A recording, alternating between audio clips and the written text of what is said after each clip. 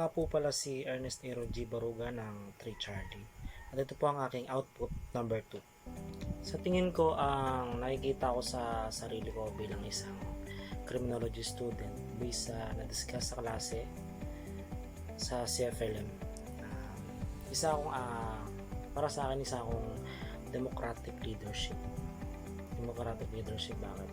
Ang advantage kasi nito sa akin, bago ko man tapusin ang isang trabaho or gawain sa isang group, makikinig muna ako sa desisyon ng mga kasamahan ko or member ko para mas mapadali or para mas mag-improve yung trabaho o yung gawain namin. At para mas marami ding mabuo na topic or opinion para mas mag-improve yung skills ng bawat isa when it comes to decision making. And ang disadvantage naman itong democratic leadership para sa akin ay isa lang. Ang disadvantage nito is time consuming. Para sa akin, ang time consuming hindi talaga mawawala yan eh.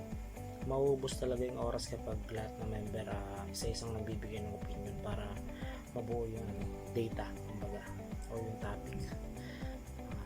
Maubos talaga yung oras mo kapag isa-isang nagbibigay ng member. Yun talaga yung disadvantage ng isang democratic leadership. Yun lang. Salamat.